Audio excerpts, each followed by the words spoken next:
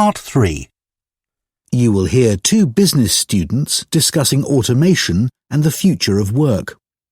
First, you have some time to look at questions 21 to 24.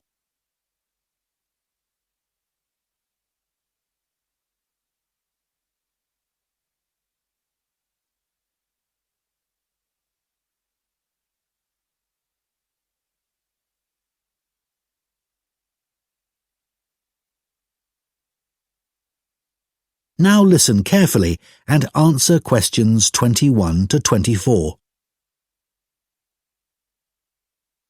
That seminar yesterday on automation and the future of work was really good, wasn't it? Looking at the first industrial revolution in Britain in the 19th century and seeing how people reacted to massive change was a real eye-opener. Yes. It was interesting to hear how people felt about automation then and what challenges they faced. I didn't know that first started with workers in the textile industry. With those protesting workers called the Luddites, destroying their knitting machines because they were so worried about losing their jobs. Yes, and ultimately they didn't achieve anything. And anyway, industrialisation created more jobs than it destroyed. Yes, that's true. But it probably didn't seem a positive thing at the time. I can see why the Luddites felt so threatened. I know. I'm sure I would have felt the same. The discussion about the future of work was really optimistic for a change. I like the idea that work won't involve doing boring, repetitive tasks, as robots will do all that. Normally, you only hear negative stuff about the future. Bit too optimistic, don't you think? For example, I can't see how people are about to have more leisure time when all the evidence shows people are spending longer than ever at work. No, that's true. And what about lower unemployment? I'm not so sure about that. Perhaps in the long term, but not in the foreseeable future. And I expect most people will be expected to work until they're much older, as everyone's living much longer. That's already happening. Before you hear the rest of the discussion, you have some time to look at questions 25 to 30.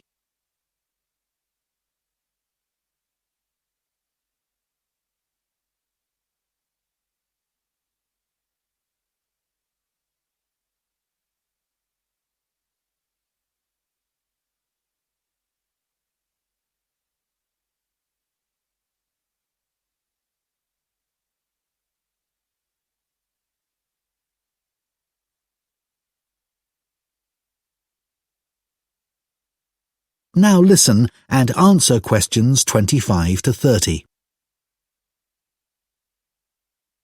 I enjoyed all that stuff on how technology has changed some jobs and how they're likely to change in the near future. Yeah, incredible. Like accountants.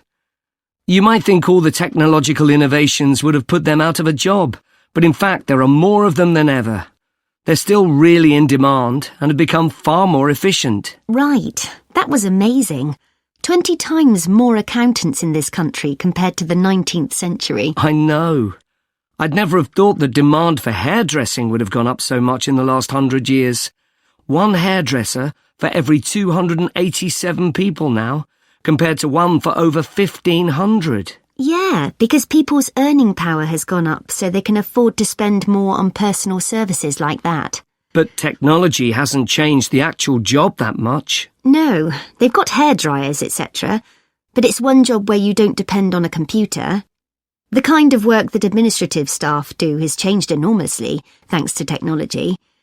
Even 20 years ago, there were secretaries doing dictation and typing. Yes, really boring compared to these days, when they're given much more responsibility and higher status. A lot of graduates go in for this kind of work now. I'd expected there to be a much bigger change in the number of agricultural workers in the 19th century, but the 1871 census showed that roughly 25% of the population worked on the land. Yeah, I'd have assumed it would be more than 50%.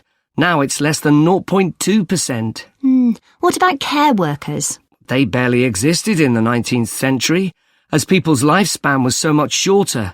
But now, of course, this sector will see huge growth. Yeah, and it's hard enough to meet current demand. The future looks quite bleak for bank clerks. They've been in decline since ATMs were introduced in the 80s. And technology will certainly make most of the jobs they do now redundant, I think. I agree.